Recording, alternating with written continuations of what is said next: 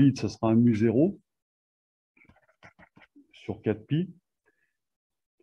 Alors, mu0, ça vaut 4pi 10-7 dans le système international.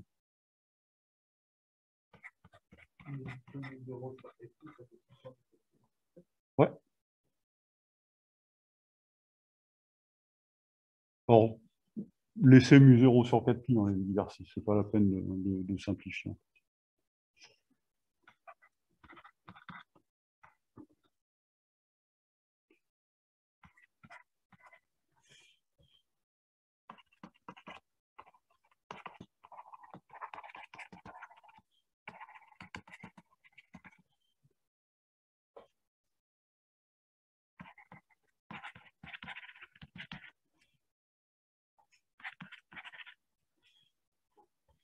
Voilà, donc si je refais juste un petit schéma.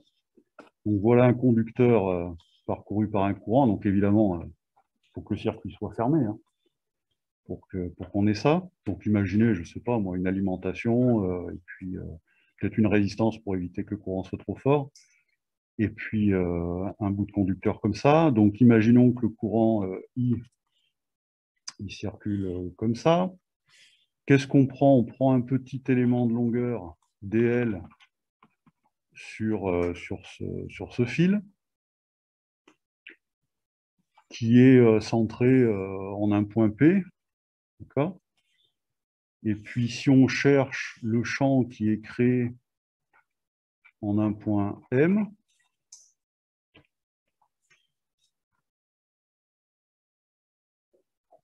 la distance entre P et M, on peut la donner, on va la noter D, ou l'appeler R, L, comme vous voulez, ça n'a pas d'importance.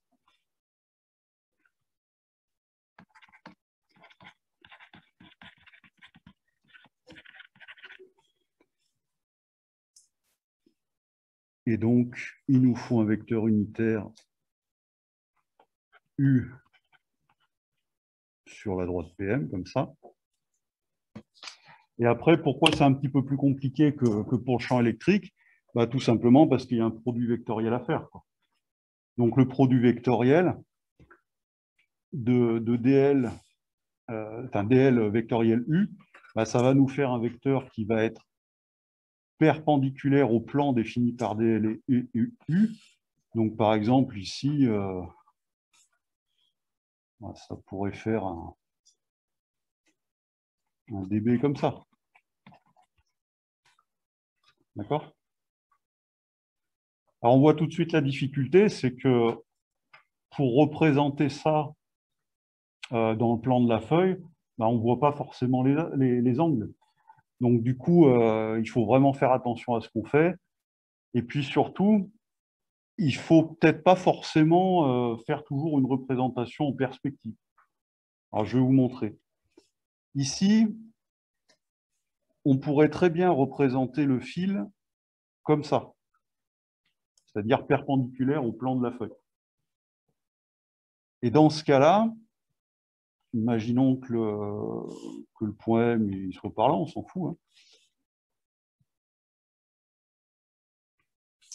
Le vecteur unitaire, il va être comme ça, mais attention, pas forcément dans le plan de la feuille. Il peut sortir de la feuille, vous voyez ce que j'ai. Le DL, lui, eh ben, il sera vers nous. Ouais. Il est n'importe où, ouais, il n'est pas forcément sur la feuille. Mais ouais, on va le prendre sur la feuille pour faire simple. Ouais, non, mais vous avez raison. Pour faire simple, on va considérer que M est sur la feuille, comme ça, U sera aussi sur la feuille, d'accord? Tout sera dans le plan. Et donc, ce que ça permet de faire, c'est de tracer DB en sachant que DB doit être perpendiculaire à DL et à U. Donc, DB va être comme ça. Donc, tout finalement se dessine dans le plan du tableau. Donc, comme quoi, une représentation en perspective comme ça, ce n'est pas toujours le meilleur moyen de faire un exercice. Il faut trouver plutôt une manière simple de tracer les vecteurs. Donc là, en prenant un plan, en traçant tout dans un plan perpendiculaire au fil, bah, c'est bien plus simple. D'accord? Voilà, donc c'est peut-être un petit peu plus complexe que pour le champ, parce que tout de suite, on va être dans l'espace avec des angles des fois un peu bizarres. Voilà, donc cette formule, il faut la savoir par cœur. Il faut connaître la valeur de la perméabilité du vide. Et ensuite, ben, dans les exercices, qu'est-ce qu'on va faire? Ben, comme pour le champ E, on va commencer l'exercice en s'intéressant aux symétries et aux invariances. Donc là, ça ne sera pas les invariances de la distribution de charge, ce sera les invariances de la distribution de courant. Et une fois qu'on a étudié ces symétries et ces invariances, ça veut dire qu'on sait que dB, ou que le B total plutôt, il va être dans telle direction, d'accord, selon tel vecteur unitaire. Et ensuite, tout ce qui restera à faire pour calculer le B total, ben, ça sera de faire la somme des dB créés par chaque petit bout de longueur. Voilà le principe. Donc, on va retrouver de toute façon de l'intégration. OK? Alors, dans l'exercice 6, bon, j'ai fait un corrigé très détaillé, donc vous verrez. Vous n'êtes pas forcément obligé de regarder la première partie de l'exercice 6. Toute la question 1, en fait, c'est pour revoir les propriétés de circulation, de flux, etc. Moi, je vous conseille quand même de le lire. Ce n'est pas obligé de le refaire, mais au moins, lisez ma correction pour voir de quoi ça parle.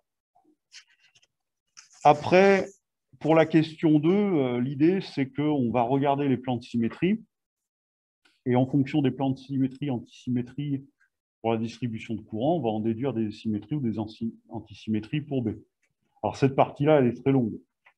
Donc, c'est pour ça que vous regarderez les figures. En plus, elles sont en couleur, donc ça sera un petit peu plus facile à voir. Et enfin, la partie 3, eh ben, c'est une carte de champ magnétique qui est proposée. Et il faut en déduire des choses sur la position des lignes de courant, enfin des conducteurs parcourus par un courant, et puis éventuellement les valeurs de vie, etc. Le sens de parcours des courants. Donc c'est pour ça que ça ressemble très, très fortement à ce qu'on a fait sur E. Mais voilà, il faut bien retenir que les propriétés de symétrie pour B sont vraiment l'inverse de celles pour E. Donc il faut faire un peu de par cœur là pour et surtout éviter de tout confondre. Donc, même si vous l'avez fait en cours, ce n'est pas bien grave, on va passer à l'exercice 8, histoire de faire un exemple de calcul par intégration.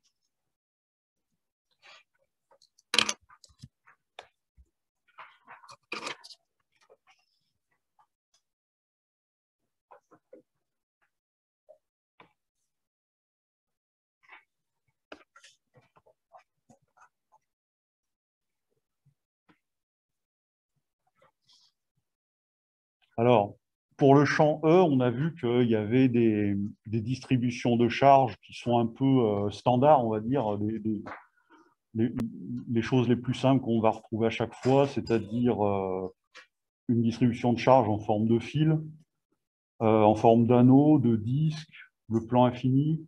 Voilà un petit peu ce qu'on retrouve pour E. Pour B, ça va être un petit peu pareil. Il va y avoir des structures qu'on va retrouver dans différents exercices. Le fil infini parcouru par un courant, bah, c'en est un d'exemple. La spire. Et ensuite, quand on met plusieurs spires ensemble, finalement, ça forme un solénoïde. Donc, le fil infini et la spire, et puis le solénoïde, c'est les trois trucs qu'il faut absolument connaître par cœur.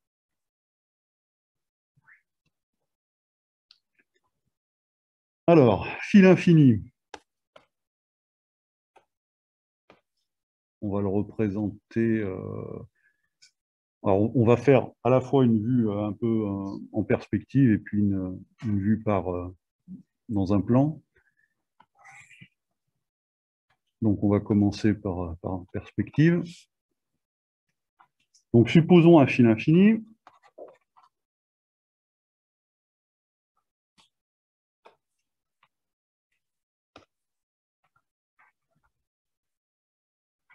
Parcouru alors d'axe OZ, d'accord?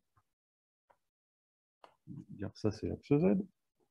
Parcouru par un courant I, alors I on va le prendre vers le haut, pourquoi pas, dans le même sens que Z. Non, c'est pas Z, c'est I. Voilà, parce qu'il faut bien se fixer un sens pour faire les dessins. Et on cherche à calculer le champ magnétique B créé par ce fil au point M à la distance R du fil. Donc on va dessiner M dans le plan de la feuille, comme ça.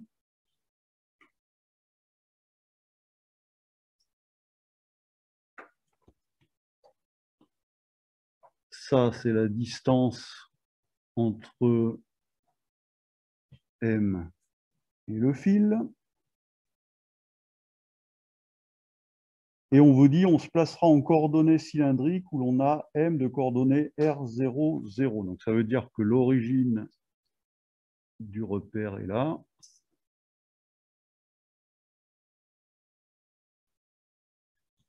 On peut faire apparaître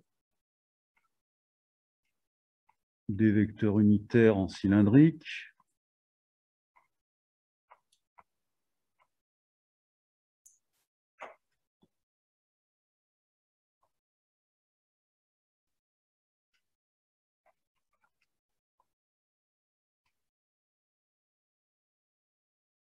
Donc ER, EZ, Eθ. Alors évidemment, on utilise les coordonnées cylindriques parce qu'on a une symétrie de révolution. C'est ce qui se prête le mieux. Donc question 1, on vous dit déterminer à l'aide de la relation de Biot et Savart l'expression vectorielle du champ élémentaire dB, blablabla. OK. Mais avant de faire ça, on va étudier les symétries.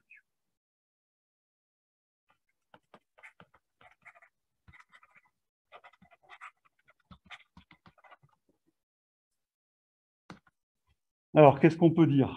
Est-ce qu'il y a des plans de symétrie ou d'antisymétrie dans tout ça?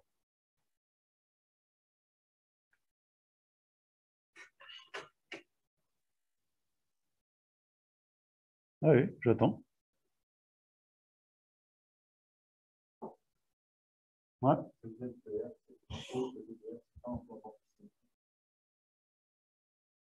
Alors, OZ, OR, c'est-à-dire le plan de la feuille, là. Non, ce n'est pas un plan d'antisymétrie. C'est un plan de symétrie. Je marque déjà ça, puis je reviens vers vous.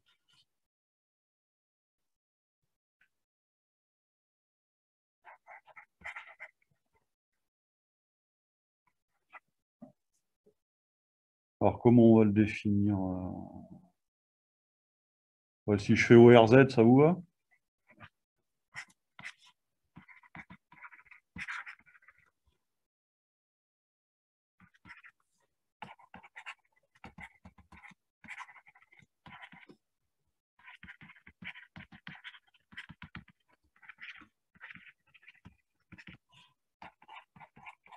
Alors, distribution de courant, on le notera DDC.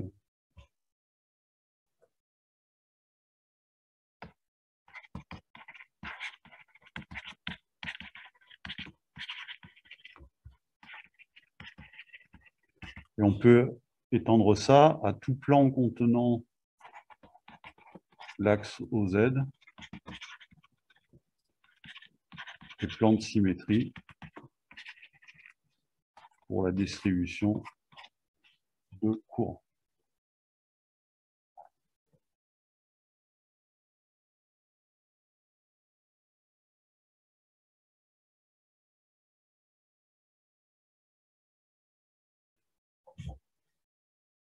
Monsieur, j'ai pas trop compris pourquoi c'était un plan de symétrie. Ouais, attendez, je vous entends pas beaucoup. Parlez plus fort. Je vois pas pourquoi c'est un plan de symétrie. Parce qu'il contient le fil. D'accord? Comme on avait dit que quand on a des charges ponctuelles, par exemple, tout plan qui contient l'ensemble des charges est plan de symétrie. Ok. Là, c'est pareil. Tout plan qui contient l'ensemble du fil est plan de symétrie. D'accord ou c'est pas clair encore? Oui, oui, non, c'est bon, merci. Ouais.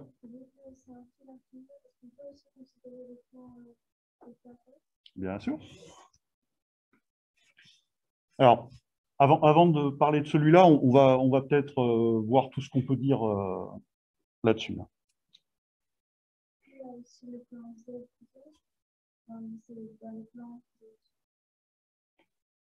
Alors, le plan OZ-θ, en fait, ça fait partie de tout plan contenant l'axe Z. Tout plan qui tourne. Alors, qu'est-ce qu'on peut dire? On peut dire que le point M, il appartient à un plan de symétrie.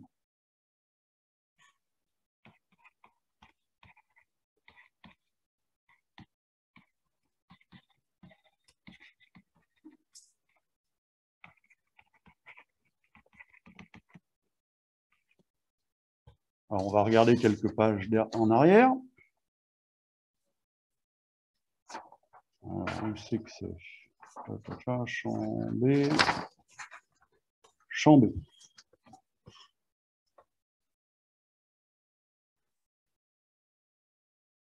En un point, alors c'est page 21, sur les symétries des causes, antisymétrie du champ.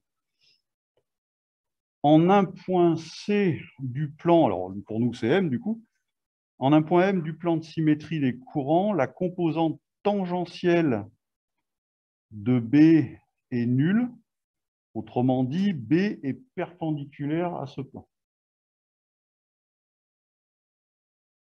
D'accord ?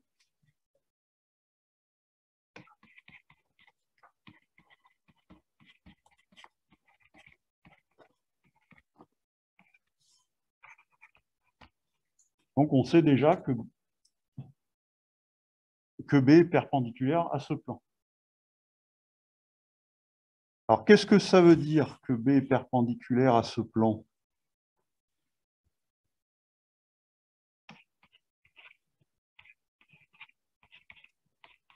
Ça veut dire que B, ça sera une composante qui peut varier en fonction de R, θ, Z, fois quel vecteur unitaire?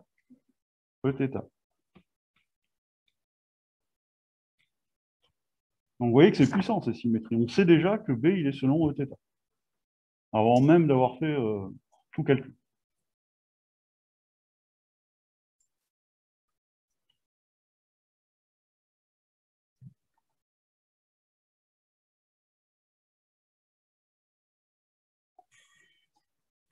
Alors, je vais faire un petit dessin juste pour illustrer. Je ne vais pas le refaire là-dessus, j'en fais un autre.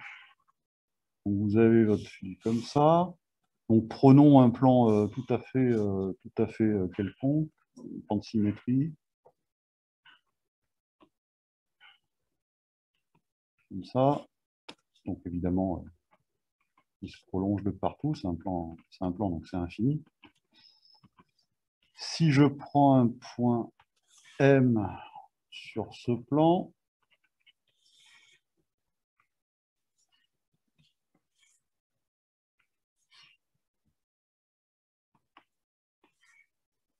le B, le B sera comme ça.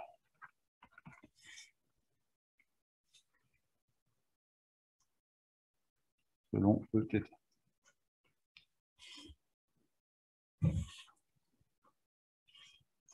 Alors pourquoi je l'ai mis dans ce sens-là et pas dans ce sens-là? Parce que je connais déjà la réponse. En fait, je sais que le B, il va être donné par la règle de la main droite ou du tire-bouchon. Donc ça me permet déjà de prévoir dans quel sens il est. Ok, donc voilà pour les plans de symétrie de la distribution de Charles. Alors ensuite, vous m'avez dit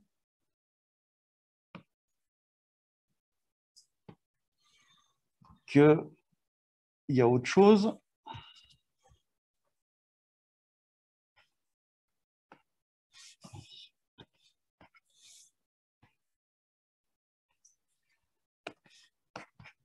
Et pourquoi il veut rester en rouge, lui?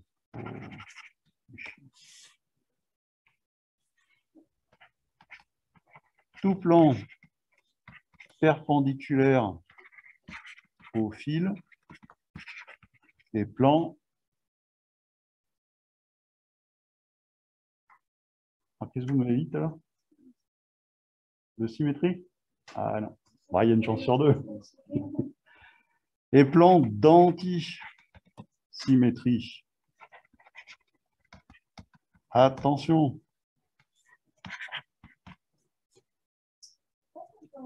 Ah ben, je vais vous l'expliquer. Alors, si c'était un plan de symétrie, on aurait ça.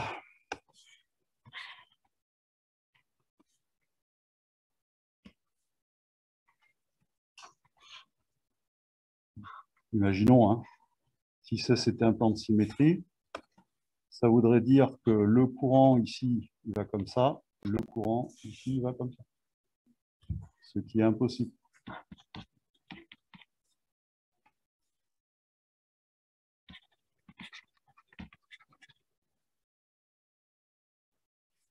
D'accord? Donc, il faut faire gaffe.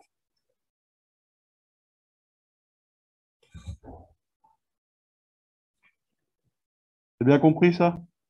Pas de questions? Bon.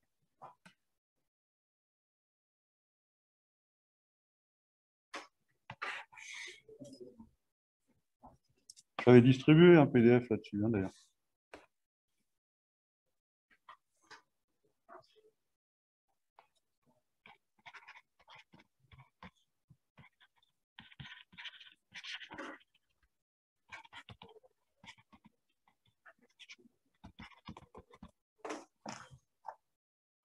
Donc, page 22,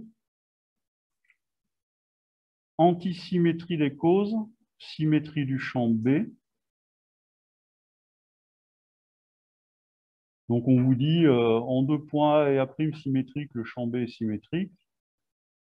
En un point C du plan d'antisymétrie des courants, la composante normale de BC est nulle. Donc, B appartient à ce plan.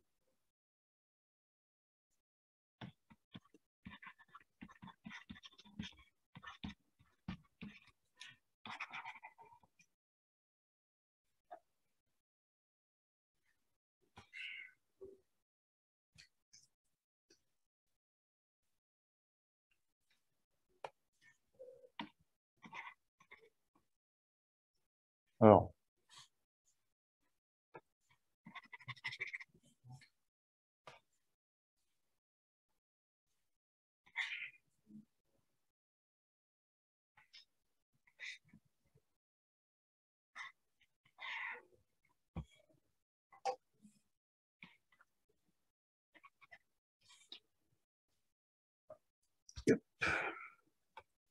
donc, si je prends M n'importe où comme ça, il y a forcément un plan d'antisymétrie qui passe par M. Ça veut dire que B, il est dans le plan. D'accord? Alors ça ne permet pas de savoir exactement comment est B. Si on avait commencé par faire ce truc-là, tout ce qu'on aurait pu conclure, c'est que le champ B est dans le plan. Mais est-ce qu'il est dans le plan est-ce qu'il est dans le plan comme ça ou comme ça ou comme ça? On n'aurait pas pu le dire. Vous voyez le truc? D'accord? Donc, c'est le fait qu'on a vu que tout plan contenant l'axe, donc le fil, et plan de symétrie, qu'on a pu en déduire que B est selon Eθ. Là, on n'aurait pas pu dire que B est selon Eθ rien qu'avec ça. Donc, il y a un truc important, c'est que il ne faut pas oublier des symétries dans un exercice. Parce que si vous en trouvez pas assez des symétries ou des antisymétries, bah, vous ne pourrez pas conclure sur le champ B. D'accord? Donc, il faut bien faire le tour de toutes les symétries ou antisymétries pour bien savoir comment est B. Et puis, ok, bon, là, ça suffit comme ça pour les symétries. Donc, on a fait le tour. Invariance maintenant.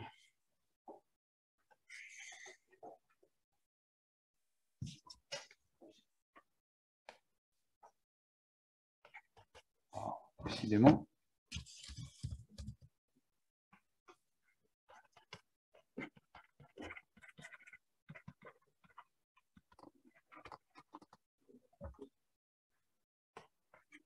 La distribution de courant est invariante vis-à-vis de toute. On va commencer par la translation.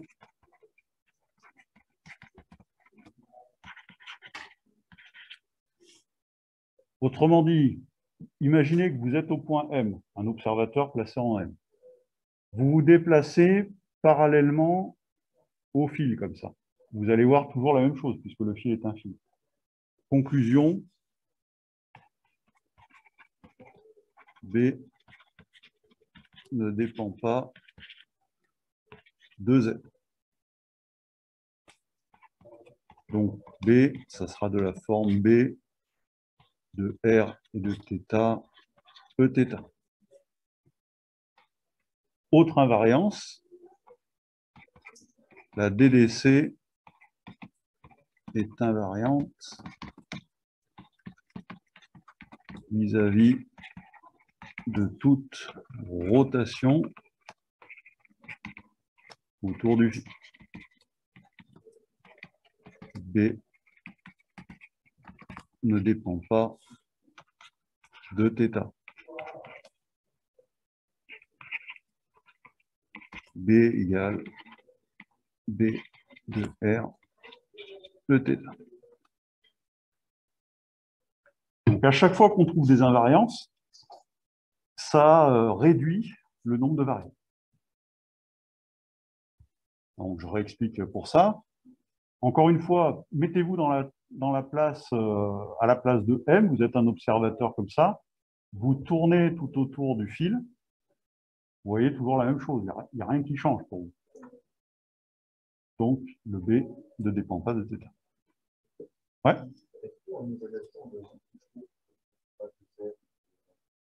Non. Ouais, ça suffit. Donc, si à distance, si vous n'avez pas entendu la question c'était de savoir est-ce qu'il faut justifier plus que ça ou pas. Non, ces phrases-là, ça suffit. D'accord? Et je termine.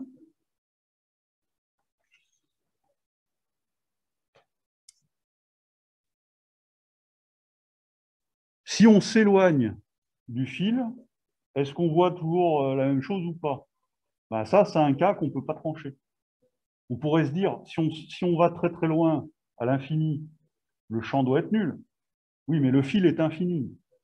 Donc, si le fil est infini, peut-être qu'à l'infini, il crée quand même un effet. Donc, on ne sait pas. Donc, on va dire, on ne peut rien dire.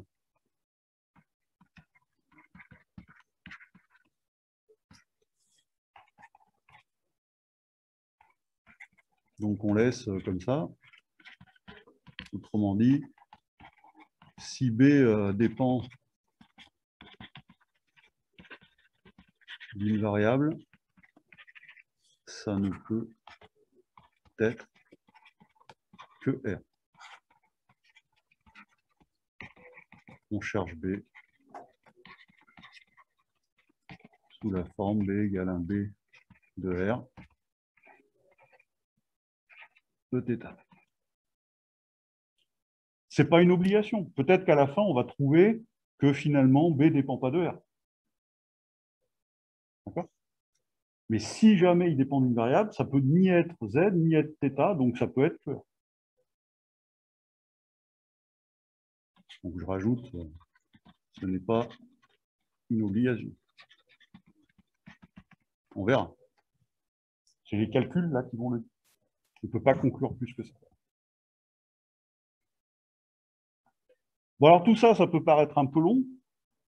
Mais ce qu'il faut bien voir, c'est que ça permet de poser quand même le problème, de savoir comment est B, et avec un peu d'habitude, bah, ça prend que quelques secondes à faire. D'accord? Donc, c'est vraiment pas quelque chose qu'il faut bâcler.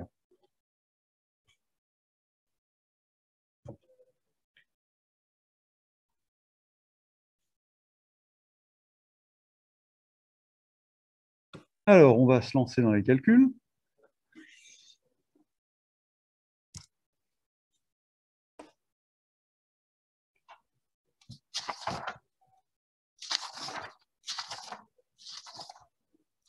Alors, entre parenthèses, je trouve complètement aberrant que dans l'énoncé de l'exercice 8, on n'ait pas écrit noir sur blanc, commencer par l'étude des symétries et des invariances. Je veux dire, que ce soit les profs de TD ou les profs d'amphi, ils n'arrêtent pas de dire que c'est important. Et résultat, on a un énoncé où on n'en parle pas. Bon, c'est un peu débile.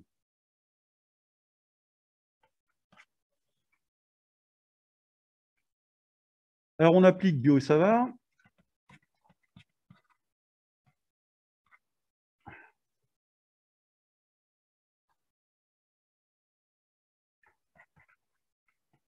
dB, ça sera mu0 sur 4pi, une constante. I, dl. Je remets la formule brute. On va exprimer dl tout de suite. Plutôt que de l'appeler dl, comment je pourrais l'appeler là? Ah non. C'est un élément de longueur du fil. Donc c'est un dz. Bon, si ça vous choque, je laisse dl dans un premier temps et puis on verra pas.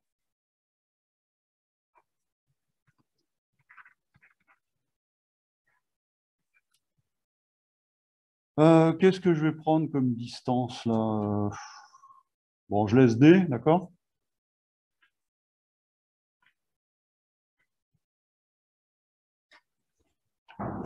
On va refaire le schéma carrément, ça sera plus joli.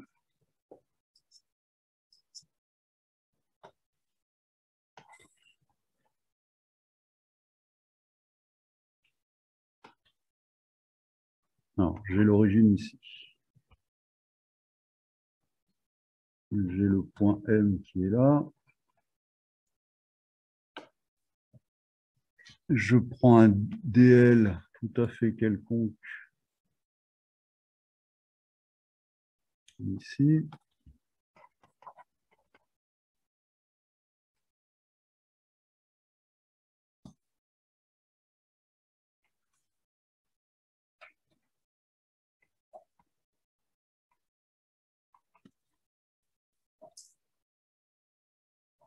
Alors on peut appeler ça le point P si on veut, hein, on s'en fout, hein, c'est juste histoire de reprendre les notations du cours.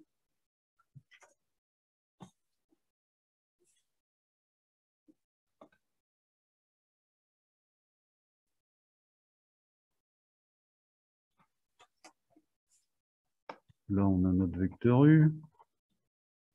Pareil, U, vous l'appelez N, U, V, comme vous voulez, ça n'a aucune importance.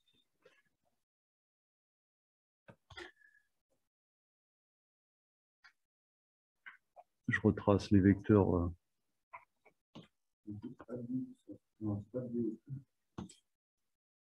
Pourquoi au cube? Non.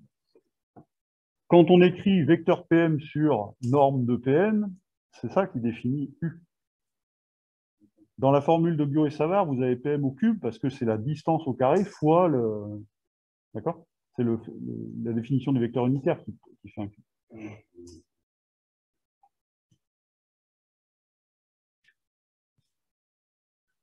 Alors, E, R, Z.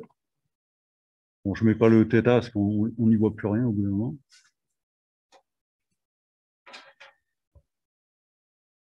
Alors, on va tracer dB. Là, je suis dans le plan de la feuille, d'accord? Donc, dl vectoriel U, rappelez-vous du produit vectoriel, ça revient à visser, entre guillemets, dl sur U, ou dire que DL, c'est le pouce, U, c'est l'index, le majeur nous donne DB. Donc DB, il est loin de nous, là. Il sera comme ça.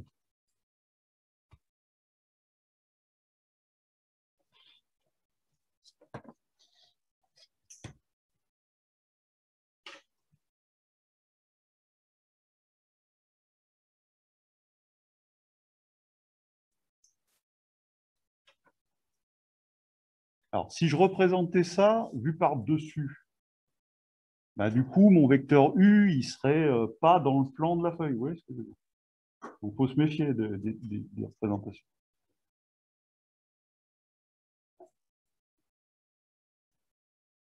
Bon, alors, mu0 sur 4pi, c'est une constante. I, c'est une constante, un paramètre du problème. D'accord? On ne va pas faire varier I le temps de l'exercice. Donc, il est fixé le temps de l'exercice. Le B total, bah, ça sera la somme de tous les dB créés par tous les DL. Qu'est-ce qui va varier? Il y a D qui varie. D'accord? Il y a l'angle entre DL et U qui va varier également. Donc, quand on fait un produit vectoriel, on sait que dans la norme du vecteur résultant, il y a un sinus de l'angle qui apparaît.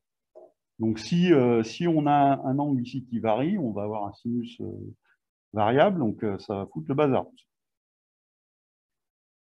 Donc, la distance varie, et puis il y a un angle dans le produit vectoriel. Donc, on commence à voir que ça peut ne pas être simple à faire comme truc.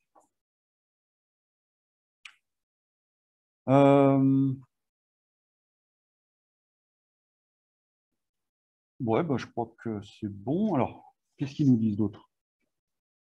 Je reviens sur la question. Donc, l'expression vectorielle du champ magnétique, OK. Donner le sens et la direction de dB. Bah, du coup, on a vu que c'était selon Eθ. Donc, on va l'exprimer comment, ce machin? Bon, on va calculer. Ça fera mu0 sur 4pi. I.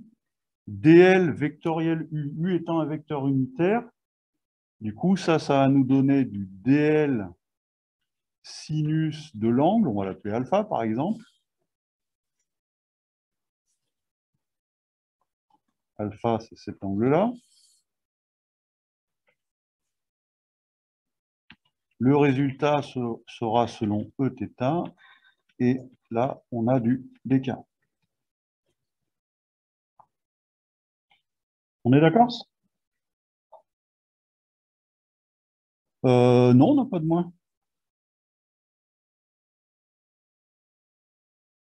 Non, Eθ, il est au fond. Rappelez-vous, hein, pour les vecteurs unitaires, en cylindrique, c'est ER vectoriel Eθ donne EZ. Donc le Eθ, il est loin de nous. Je vais le faire quand même. Je ne voulais pas le faire au départ. Mais le θ, il est là-bas.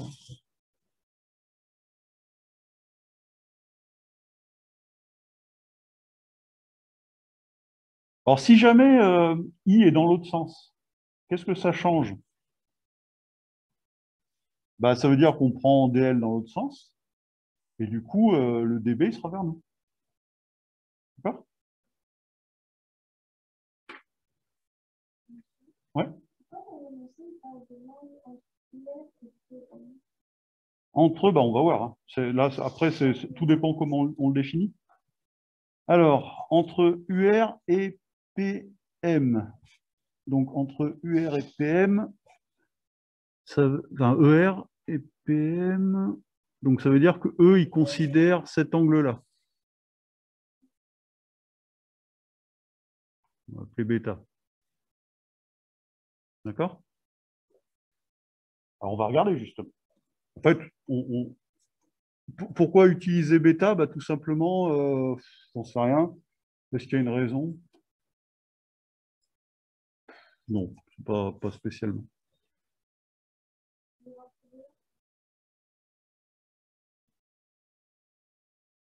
On va le changer, hein. Alors, l'angle bêta, on le retrouve. Alors, l'angle alpha, il est jusque là. L'angle bêta, on le retrouve là. Ah mince, oui, pardon, j'avais pas fait gaffe. J'avais pas fait gaffe. J'avais pas fait gaffe qu'il l'avait appelé alpha. Excusez-moi.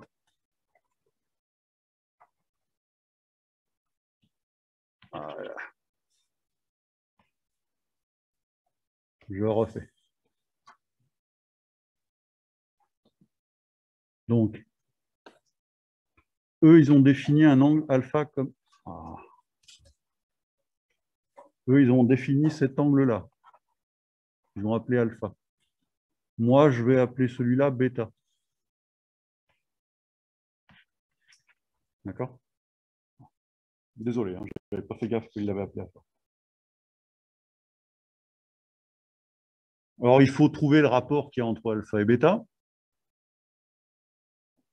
C'est tout simple. Bêta, c'est tout simplement, il suffit de regarder la figure. Ce sera pi sur 2 plus alpha.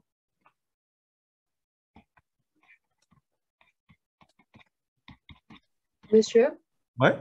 est-ce que alpha, c'est un angle orienté? Alors, on fait un peu comme on veut. Là, pour l'instant, je ne me suis pas embêté, j'ai dit non. Mais on va voir ça après, peut-être. Parce que quand on va intégrer, on sera sûrement obligé d'intégrer de moins pi sur 2 à pi sur 2. Donc, effectivement, ils seront orientés. Ok, merci. On va voir ça.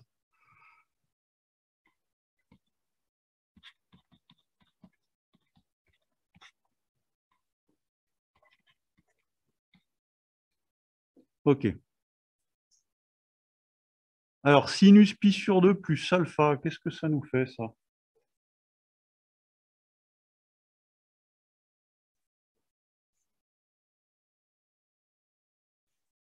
Ça fait quoi?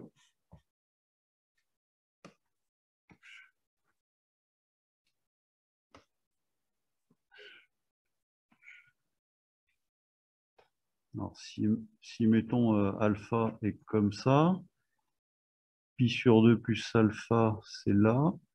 Donc, sinus pi sur 2 plus alpha, ça fait bien cos alpha. OK.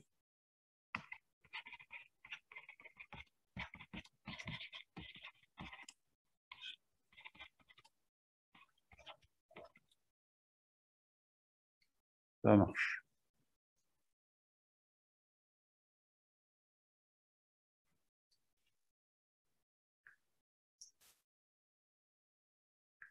Donc voilà notre dB.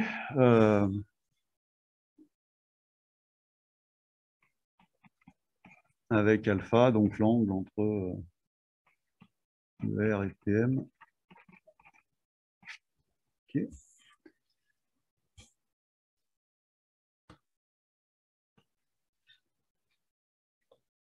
Je vais le recopier là-haut.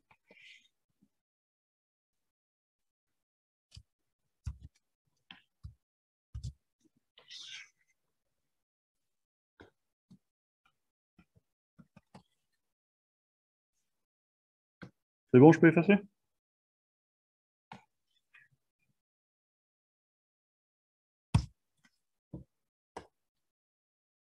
Alors,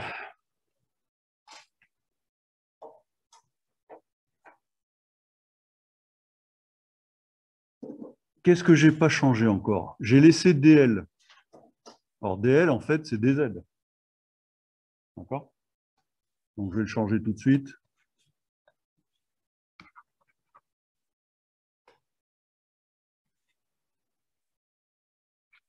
Voilà.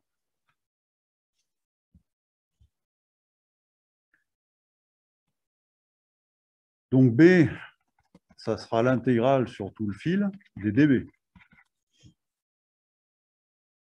problème, c'est comment on va faire ça. Quelle variable d'intégration on choisit? Donc on se pose toujours les mêmes questions. Ce qui ne varie pas, ne change pas. On a I. D'accord? On a R. Alors R n'apparaît pas encore là-dedans. Mais R, c'est la distance du point M par rapport au fil. D'accord? Donc R, c'est un paramètre.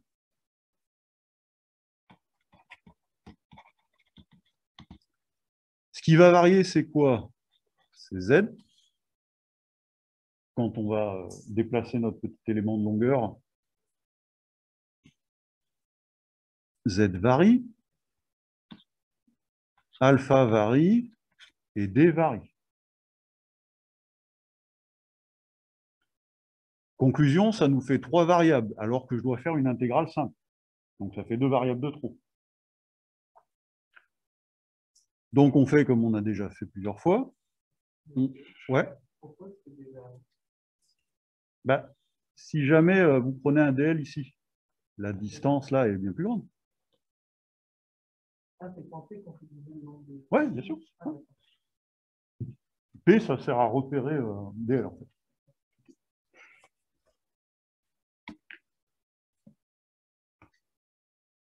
Alors, qu'est-ce qu'on va choisir comme variable? Rappelez-vous, quand on avait fait la distribution de charge en forme de fil infini pour E, on était tombé sur un os. On s'était dit, ouais, on va intégrer de moins l'infini à plus l'infini sur Z, d'accord, tous les DE, et puis on est arrivé à une expression qu'on ne savait pas intégrer, à moins de faire des changements de variables, etc. Bon, c'était compliqué. Donc là, si ça se trouve, on va se retrouver dans le même cas, on ne sait pas. Tant qu'on ne l'a pas essayé, je veux dire, on ne sait pas ce que ça va donner.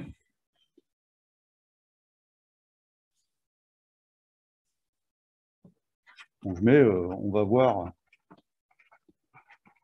ce que ça donne si on prend Z comme variable d'intégration.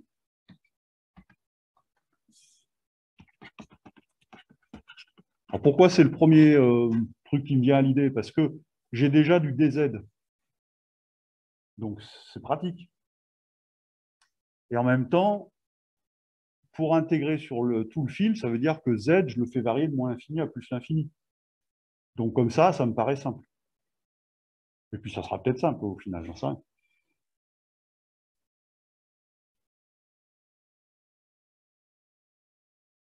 Donc on a déjà DZ. Il faut que j'exprime le cos alpha et il faut que j'exprime D. Alors pour D, c'est facile.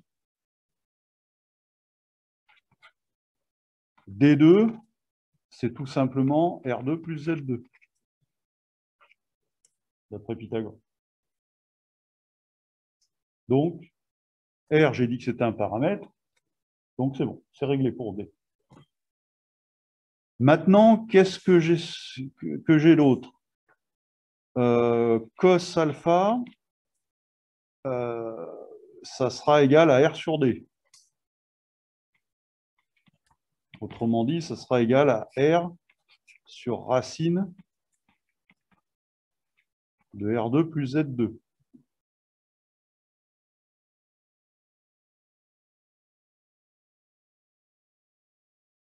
Bon, on va voir comme ça ce que ça donne. Hein. On ne sait pas.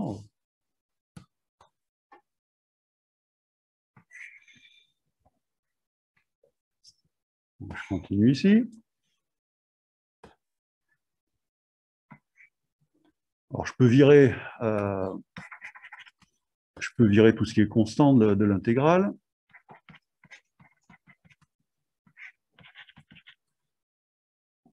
Donc le DZ, je laisse comme ça, je vais le foutre à la fin, tiens. Je laisse le θ à la fin aussi. Alors cos alpha, c'est-à-dire R sur racine de R2 plus Z2. OK. Ensuite, D au carré, c'est-à-dire R2 plus Z2.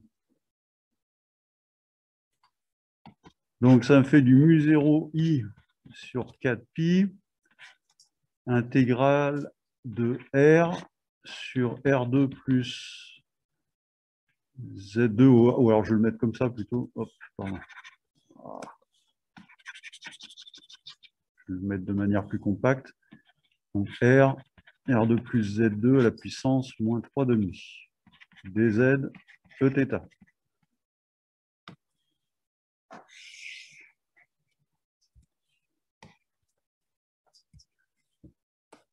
puis, il faudrait que j'intègre ça de moins l'infini à plus l'infini.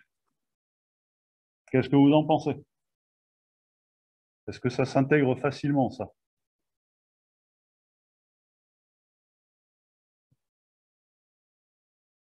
Ben, c'est pas terrible, hein?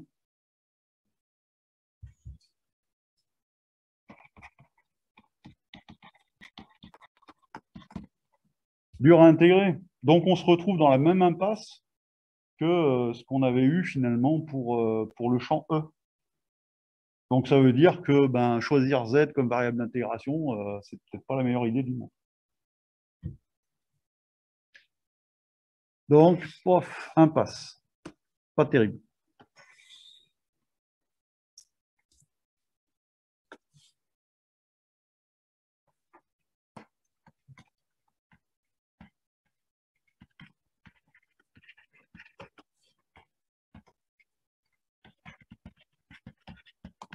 Donc, on va prendre une autre variable d'intégration et on va choisir alpha.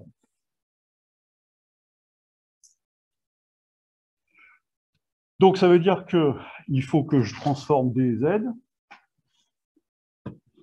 et D, pardon, en fonction de alpha et d'alpha. Donc, je regarde ce que je peux faire.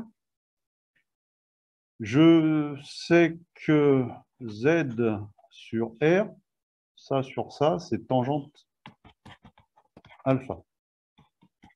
Donc, ça signifie que dz, ça sera R sur cos carré alpha d alpha. Donc, voilà mon dz de fait. Et d'autre part, on a vu juste avant que on avait cos alpha, on avait dit que c'était R sur D. Donc, ça veut dire que D, c'est R sur cos alpha. Donc, D2, R2 sur cos carré alpha. OK.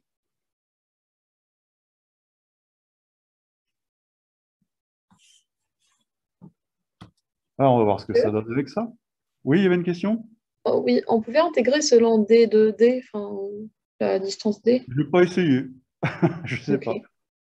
Je ne sais pas. Peut-être.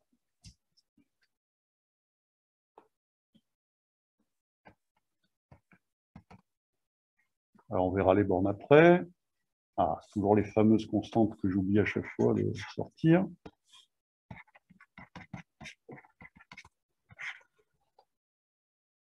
Alors, dz, on a dit que c'était R sur cos carré alpha.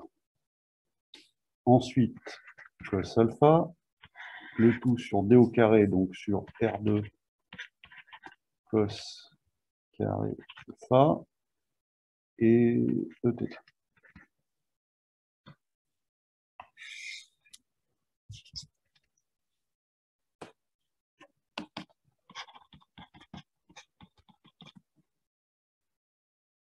Alors, je n'ai pas mis les bornes, mais je simplifie d'abord. Qu'est-ce que ça va nous donner tout ça? Les cos carrés ici vont se simplifier. Ensuite, on va se retrouver avec du 1 sur R. Mais du coup, le R, je peux le sortir.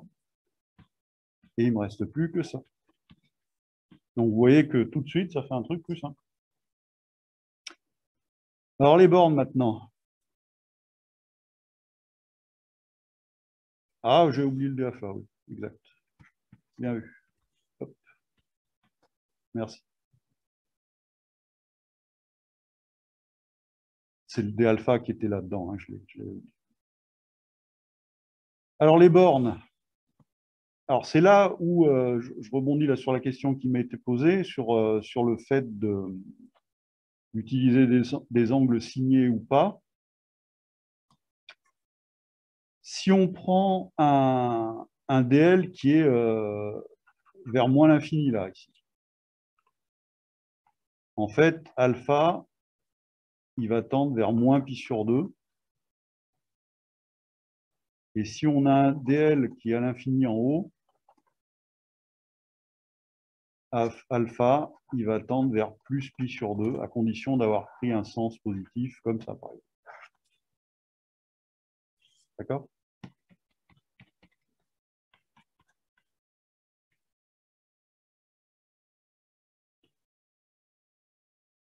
Donc, ça nous donne ça.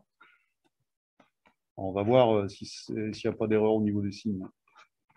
On ne sait jamais.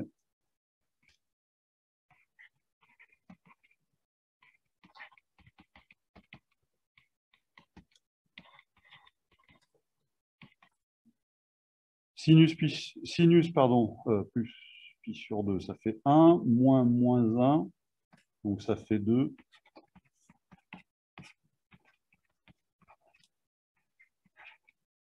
Donc voilà quel est le champ qui est créé, champ B créé par un fil infini.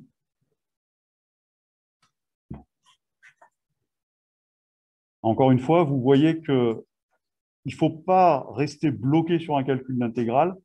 Chaque fois qu'on a un truc qui est compliqué, il faut se poser la question, est-ce que j'ai choisi la bonne variable d'intégration?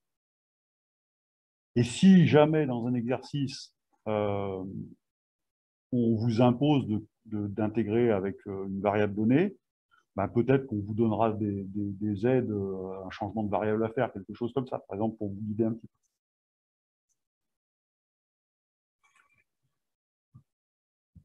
Donc, on voit que ce champ, ben, il dépend de R. Il est en fonction de 1 sur R. Monsieur, Ouais. j'ai une question aussi. Pour moi, cos alpha, c'est pas ER sur U. Cos alpha.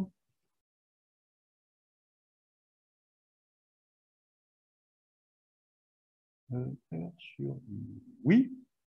Ouais, c'est ce qui est dit dans l'énoncé. Du coup, pourquoi? Oui, mais pourquoi on a multiplié des z par cos alpha? C'est pas des z sur cos alpha? Enfin, je comprends pas le passage du produit vectoriel à la ligne suivante. Alors, au tout début, vous m'avez dit. Hein. Oui. Ah, ok. Attends, je reviens là-dessus, du coup. Bon, j'efface tout ça. Alors, vous êtes d'accord que dans la loi de Biot-Savart, il faut qu'on calcule dl vectoriel U. D'accord? Oui. Donc, quand on fait ce produit vectoriel, c'est cet angle-là entre dl et U qui compte. D'accord? Oui. Donc ça nous fait dl fois 1, puisque c'est un vecteur unitaire, fois sinus bêta 1. Donc ça sera la norme du résultat. Voilà.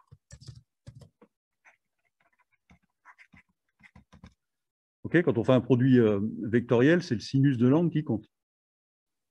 D'accord? Oui. Mais dans l'énoncé, en fait, ils n'ont pas utilisé cet angle bêta, ils ont utilisé cet angle alpha. Et le rapport entre bêta et alpha, c'est que bêta, c'est pi sur 2 plus alpha. Donc là, j'ai juste remplacé bêta par pi sur 2 plus alpha, tout simplement. Ce qui fait cosinus alpha. Donc il sort de là, le cosinus alpha. C'est pas un moins cosinus alpha? Non. Okay. Pourquoi? Regardez, je refais le cercle trigo là. Quand on a un doute comme ça, de toute façon, parce que c'est vite fait de faire des erreurs, donc effectivement, vous avez raison qu'il faut vérifier plutôt 2 fois qu'une. Alors mettons que ça, c'est un angle alpha. Ça, c'est pi sur 2 plus alpha. Donc sinus de pi sur 2 plus alpha, ça fait ça. Donc c'est quelque chose de positif, d'accord? C'est bien égal au cosinus de alpha. Oui, oui, ok. Donc il n'y a pas d'erreur. Ok, merci. Mais c'est vrai que voilà, il faut prendre le temps de. Quand on a des trucs comme ça, il vaut mieux prendre le temps pour vérifier parce que c'est vite fait de faire une petite erreur dessus. OK. Donc, ce résultat-là, vous avez tout intérêt à l'apprendre par cœur parce que si jamais vous avez un exercice avec un fil infini, vous n'allez pas vous amuser à redémontrer tout ça. Donc, ce résultat-là, mu0i sur 2πr, vous pouvez l'apprendre par cœur. Et si, dans un exercice, on ne vous demande pas de tout redémontrer, vous pouvez balancer la formule telle quelle.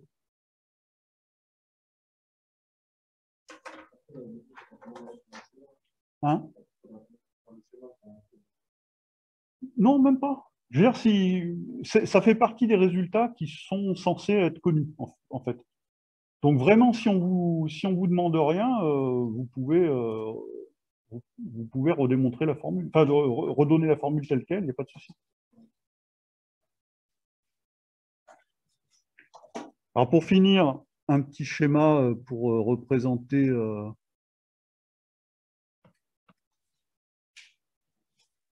ce champ.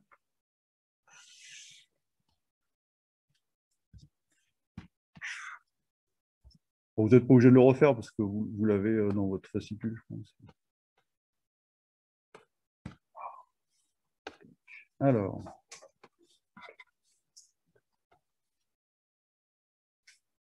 donc je vais le faire d'abord en perspective.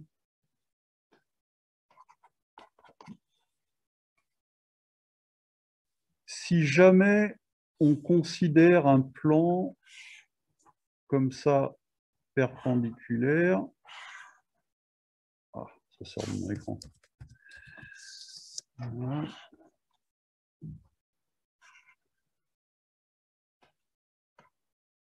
Donc, supposons qu'on regarde ce qui se passe dans ce plan-là. Ah,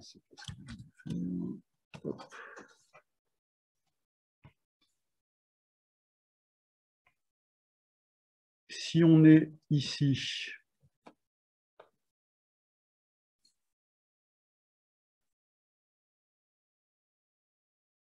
le champ B, il va être comme ça.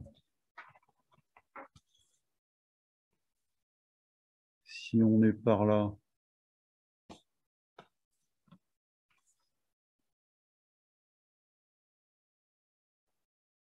le champ B est comme ça. Je le fais à 3 endroits différents.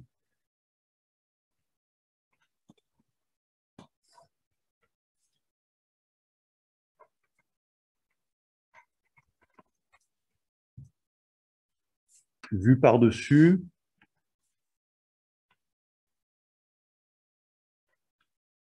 donc le courant vient vers nous comme ça. On va le dessiner à...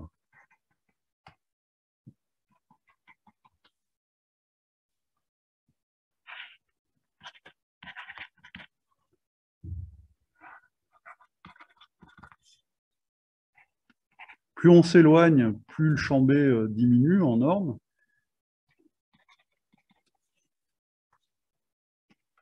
Puisqu'il varie en 1 sur R, donc là vous avez des angles droits chaque fois.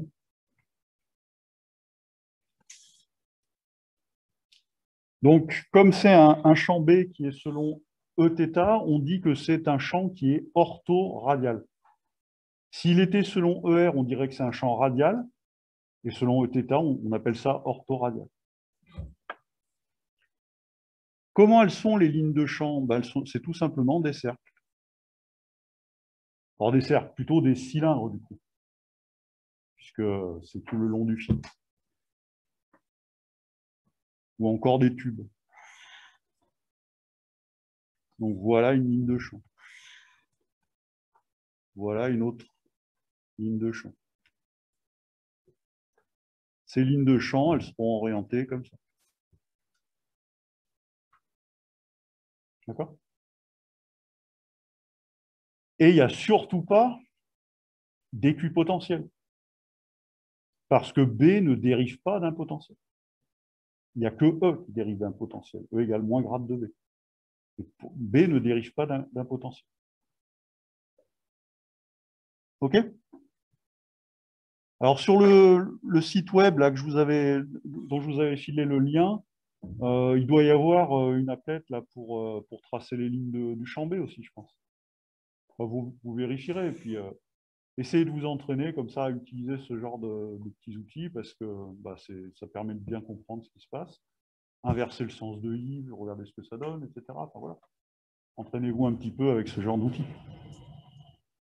Ouais. Ça veut dire que on peut écrire que le champ vectoriel égale grade ou moins grade d'un champ scalaire. Confère cours d'OMSI. D'accord? On a vu les champs de vecteurs, champs de scalaires, et voilà, dans certains cas, on peut écrire que le vecteur égale grade du scalaire. Mais ce n'est pas vrai pour n'importe quoi. Ah ouais, c'est comme ça. Je ne sais pas tout. Non, mais c'est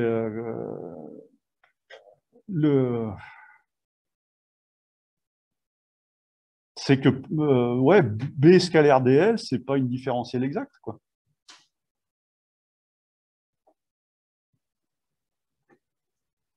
Après, c'est comme ça, c'est la nature.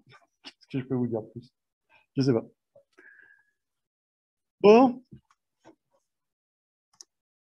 et ben voilà pour aujourd'hui. Alors,